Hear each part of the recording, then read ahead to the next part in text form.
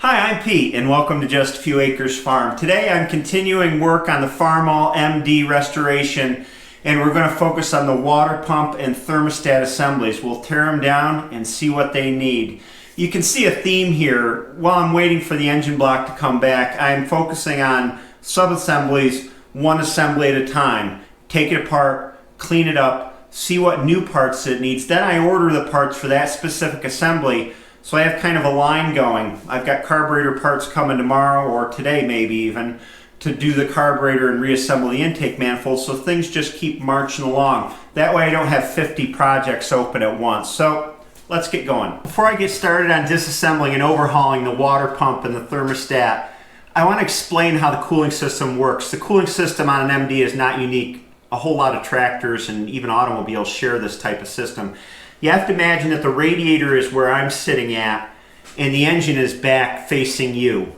So the water comes out, or a coolant comes out of the radiator and into this pipe here, and it flows up, and this is the impeller for the water pump. So as the fan is turning, it's turning these vanes in here and pushing water. Now there's an opening into the block behind this water pump.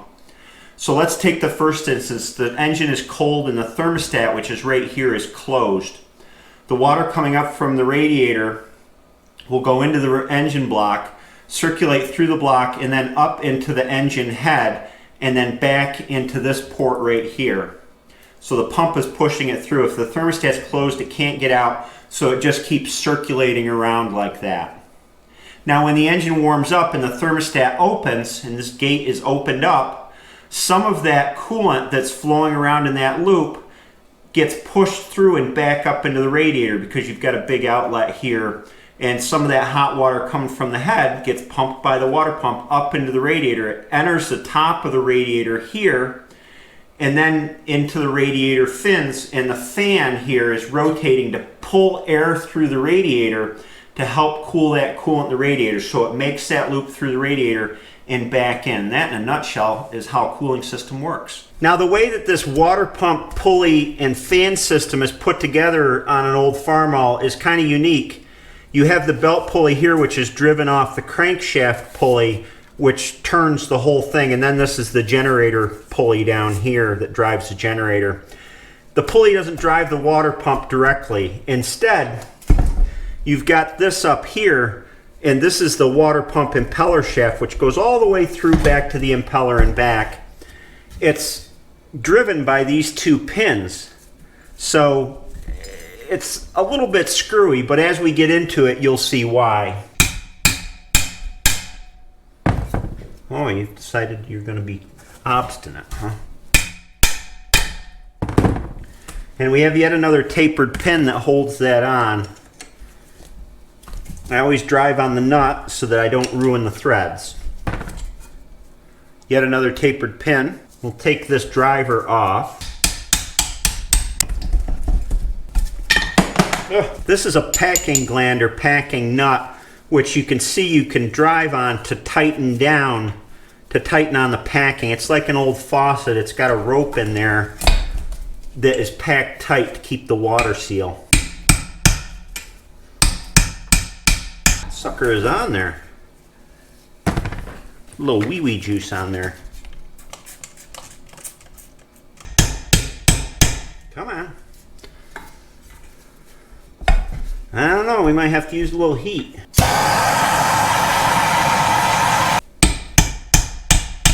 Well, we'll heat her again. Alright, I'm going to go to plan B and take the fan off and find a way to hold it better while I drive on the packing nut. We'll slide this impeller shaft off, which incidentally is nice and tight. That's a good sign. Parts for these are easy to find because they're pretty much the same as a regular M water pump. So anything I run into, I'm not worried about finding parts for.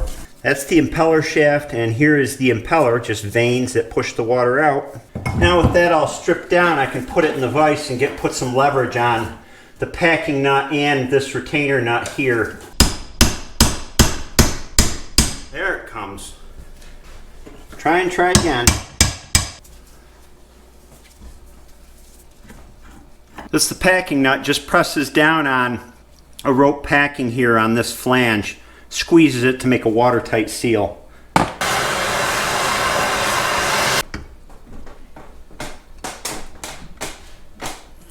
I used the last resort. I went over to Dad's shop and used his acetylene torch to heat this nut up cherry red and got it loose that way. So problem solved. I probably fried the bearings, but that's the way it goes.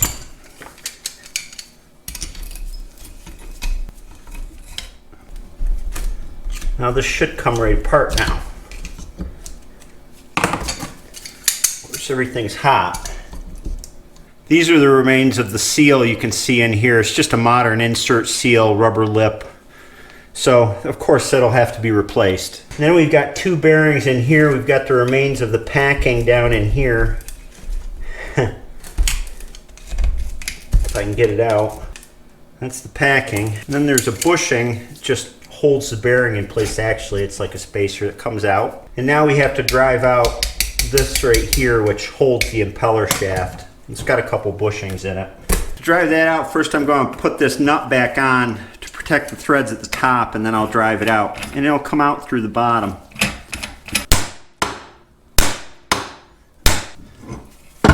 You see, she's coming out through the bottom here. I drive on things with brass when I can. When they get below the lip here and I don't have brass that fits, I use a socket to keep from messing up the end of what I'm driving on.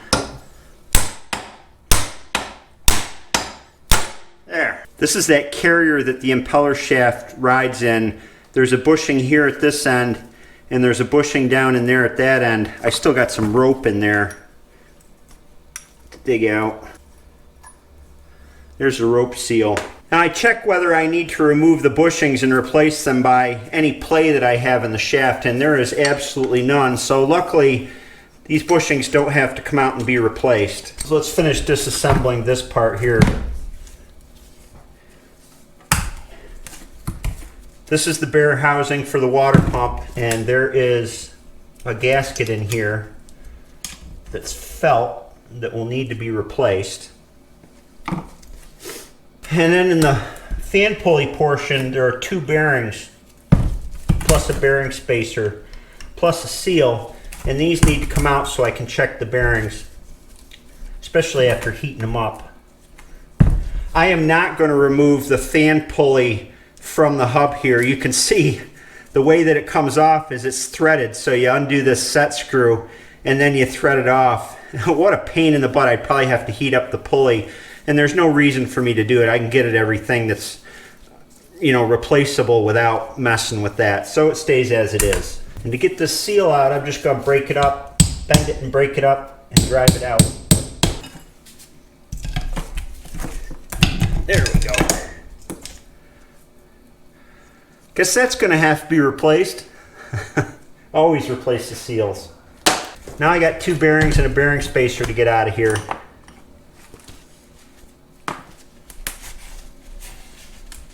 You know, I think what I'll do is, rather than putting these bearings through the stress of driving them out, I'm going to clean them up in the parts washer and check them. They feel nice and tight, so I suspect that they're fine to reuse. I don't like that. It's got a sticky spot in it. So since I know I got one bad bearing, I can go ahead and drive it out with some force. It's the bearing in the bottom down here, which you can barely see, and I can move this spacer around to drive on the inner race of the bearing and push it out through the bottom. I would never do that with a bearing I wanted to reuse, but this one's getting replaced. Actually, it doesn't take much to drive that one out. Here's the bearing, and here's the spacer that goes between the two bearings. Well, since we got that other one out, I might as well take this one out, clean it up good so we can inspect that one closely too. And this one, I can drive on easier. It's just a tap to get it out. There. Clean this one up too and take a look at it. These bearings don't have any play in them, but they have rough spots as you rotate them. It's either a nick in one of the races or one of the balls has got a flat spot in it. And they both act about the same way. So I'm going to replace them both. There's one other thing I want to explain about these. I haven't seen a cover like this in a long time to protect a grease fitting, but there's two grease fittings here in the water pump housing, and it's very important to grease both of those. One of them leads into an opening in here, and what it does is it sends lubrication into this recess, and then there's a hole in the center, so it lubricates this bushing that the impeller shaft rides in.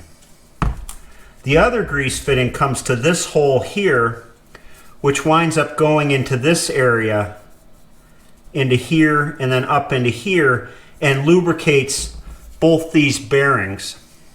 So these are really important to keep greased. They're overlooked because they're usually caked with crud. The last thing to do here before starting to clean up all the pieces is to take apart the thermostat housing so I can clean up its pieces as well. This doesn't have a thermostat in it right now. It was removed a long time ago, but I do plan on running a thermostat in this tractor. I know some folks thought, well, the head cracking issues were caused by the head running too hot and they would take the thermostat out, but I'm inclined to think that it's more caused, well, number one, from the design of the head, but number two, from not allowing proper cool down before they shut the tractor off. So I'll be putting a thermostat back in. And there we go. She's really gunked up. We'll clean her out. So here's the top of the water pump. Here is the bottom. Whoops, let me turn it the right way. This is the bottom of the thermostat housing. There's a short hose between the two.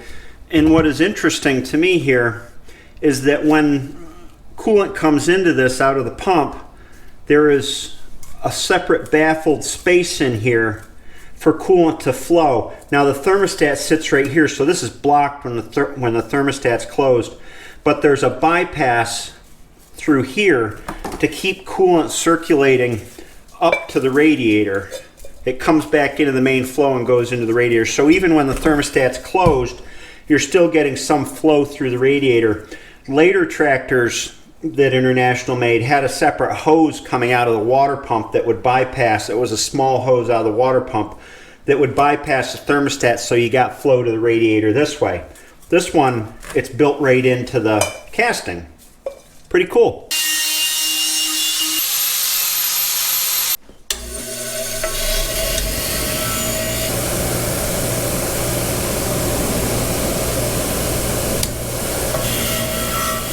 Just a quick word on bolts, and there's a whole lot of them on the tractor. As you see, I clean them off individually on the grinder. Yes, it's labor intensive, and yes, I enjoy doing it. These are International Harvester single dot bolts, and they have a different proportion from modern bolts. They've got a taller head on them, and they always have this single dot, at least for regular. I think these are grade 2 bolts. For the heavier grade bolts, they have the familiar star pattern on them. I reuse these wherever I can, because you can't get, well, you can get these, but they're really expensive. For the correct head, I like to keep everything original when I can. And almost all of these bolts will have lock washers on them when you take things apart. I don't clean up the lock washers. I keep a good supply of all the different size lock washers and replace them all.